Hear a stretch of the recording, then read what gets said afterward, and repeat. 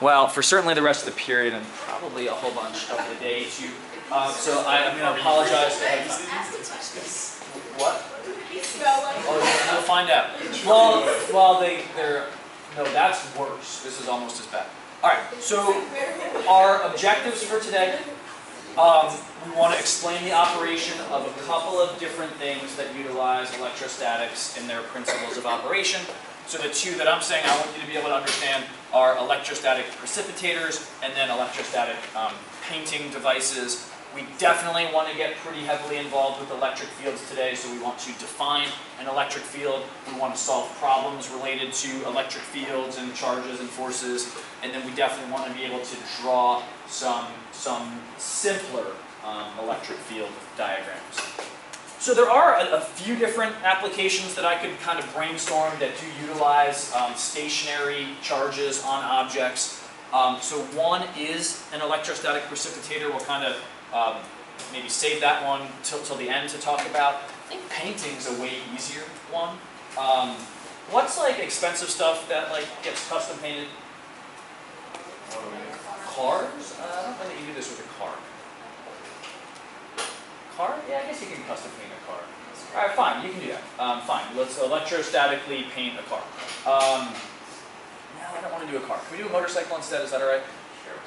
I just want to do that because I know I've seen a motorcycle get done. I know that it works with that. I don't know for sure that we do cars that way. What do they paint? What do they use for expensive paint? What?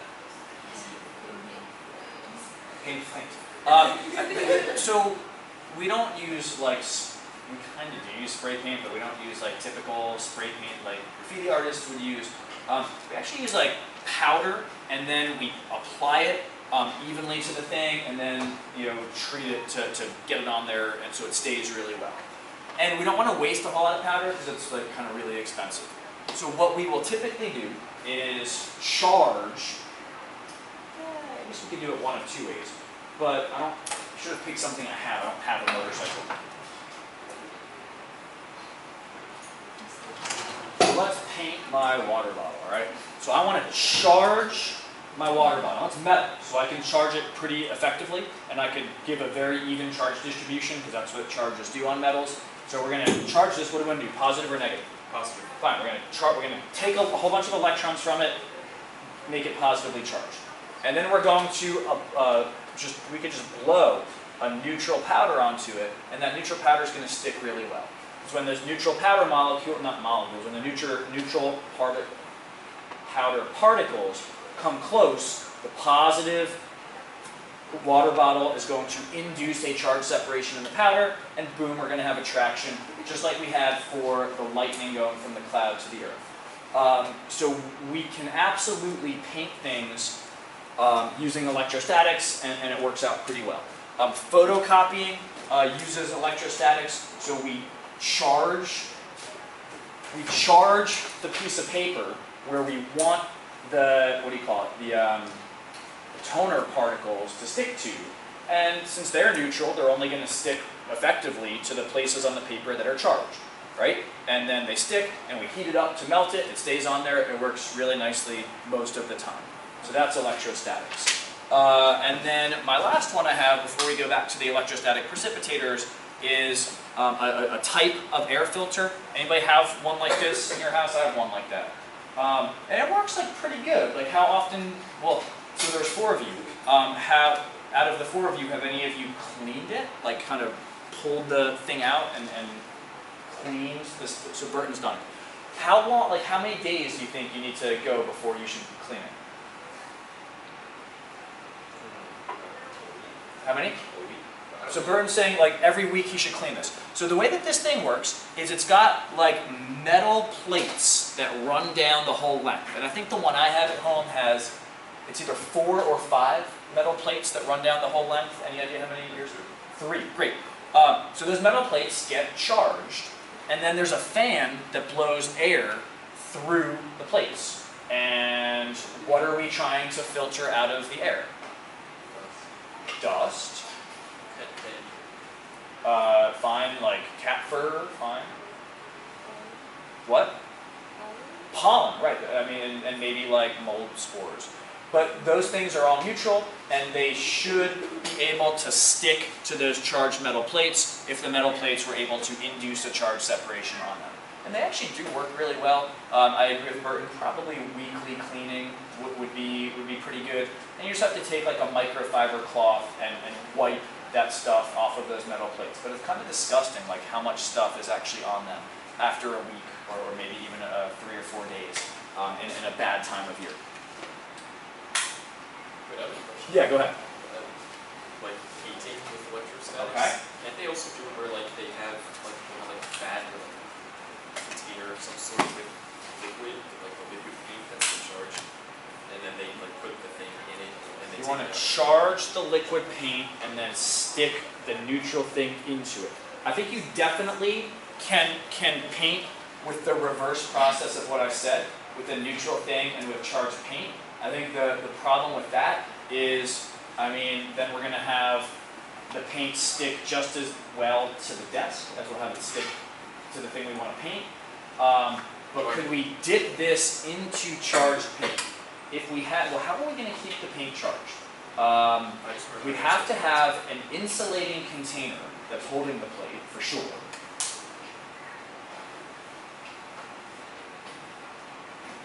The paint itself would have to be a conductor if we want. If the paint's an insulator, we'd have to charge each molecule independently, Oh, I mean, which I would don't be really know. annoying.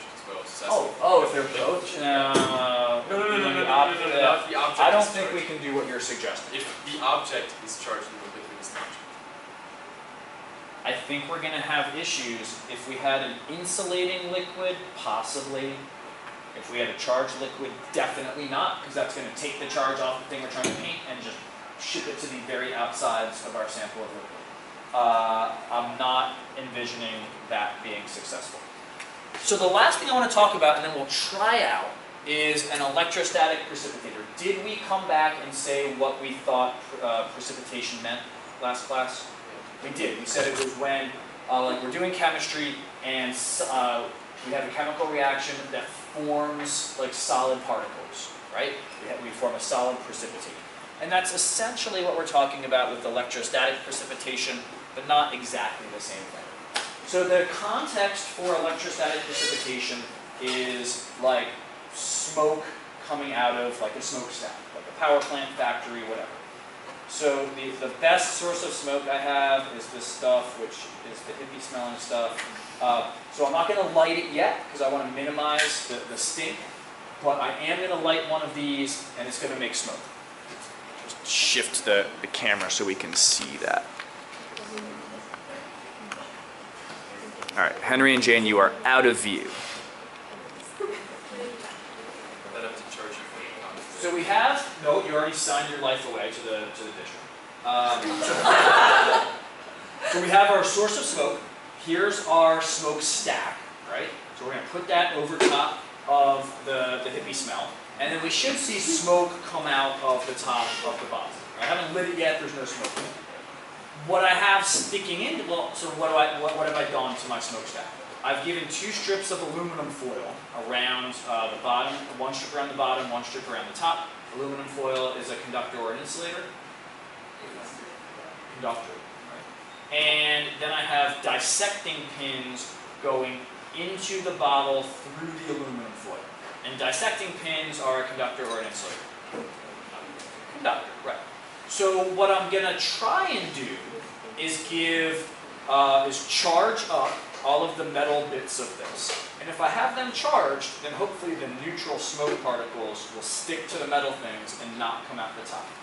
Now I'm going to try and charge the metal bits with our lightning device from last time. I'm actually not going to let it make lightning though. I've never actually tried to do this with this device. The other device, the Van de Graaff generator, just isn't working hardly at all. I'm pretty confident that that would not make my electrostatic precipitator work. I'm hopeful that this will work. So let's see, so what do I want to pick? If I pick these up, then that causes the jars to not be in communication with these, so that's good. No, that's not what that would do. Alright, I'm actually going to try it by just attaching these wires to where we saw the sparks come from. Let's see what happens when I do that. That's good. What's that, Bert? No, we shouldn't see any light. I think that that's working. All right, so I'm going to get the lights off. I'm going to light the incense, get stuff out of the stick in case we have any kind of fire situations. Should I move what? Oh, yeah, I can move that. I'm not too worried about it, but certainly won't hurt. We can't always see the smoke coming out of the smokestack that well, but hopefully we will. Yeah, I'm not actually worried about it. Oh, wow. I only have a few matches. Hopefully I can use my hippie skills.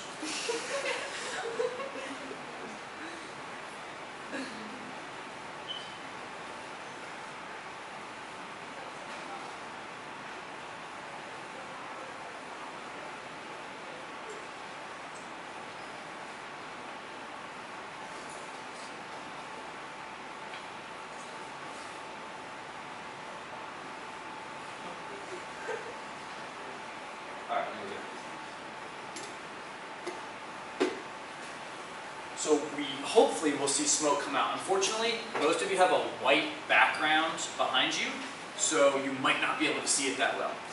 Maybe if I stick this right in front of it, we can see it better. Can anybody see smoke coming out? I can see it when you walk behind. When I walk. Well, this is where I'm going to be standing.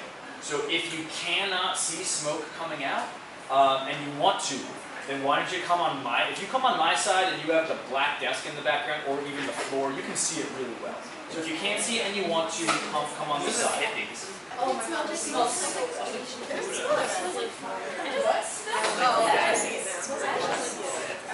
No, you want to be able to continue to see it come out. So try not to block people that didn't move, because what we want to do is charge stuff up and then hopefully see that it doesn't come out. So you want to stay in a place where you can continue to see it. Alright, I'm going to try it. I hope it works. No, it didn't stop. It slowed. Yeah, it stopped. There's almost nothing coming out now. It actually worked really well. And then when I stop cranking, this continues to spin for a little while. But once it stops spinning, we should start to see smoke come out again. Especially if I touch these places. Right, now it's coming out again. We're perfect. Right, perfect. I'm throwing that thing out. This thing's so much better. Alright, so I hope we understand how that worked. The neutral smoke particles, which have very small mass, are attracted by the charged dissecting needles, and then because the smoke particles have very small mass, they'll accelerate like mad, and then get stuck, right? And get stuck, and then probably even once they stick to it, they'll stay stuck once we discharge them, but then the new smoke that was created won't stick. So that's pretty much exactly what power plants do to prevent smoke emissions. It doesn't do much, doesn't really do anything with the gaseous emissions, but smoke is solid, smoke is particulates, and this can do a really good job at preventing the smoke from coming out. So if you suffer from like asthma, that's really important for you, because most people will have particulates trigger asthma attacks. Yeah, Bert? Is there solids on the inside? Yeah, so there is smoke stuck to the pins, and I clean the pins off every year so that they'll work like the next year. If I did this too many times in a row, there would be an insulating coating on the dissecting pins, and then it just doesn't work nearly as well. And you can stay where you are. So I have a schematic here that is attempting to show what this looks like in an actual power plant.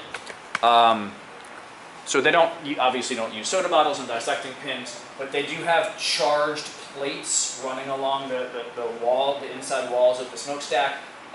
They have the neutral smoke coming up. The smoke, they actually are able to charge the smoke to make this work even better. But they do have to knock the particles off every once in a while. So there are these collecting bins underneath the charged plates. So they're just, I don't know how many times a day they'll just knock on them really hard to just get the smoke to fall off. So it can keep working pretty well. So hopefully we have no particulates coming out, if this is working effectively. Other questions about our hippie smoke? Is this how the smokeless cigarettes work?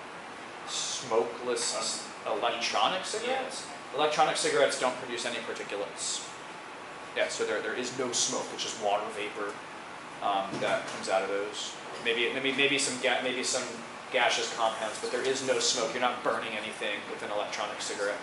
All right, any other? Great. So have a seat, and we can move on to electric fields.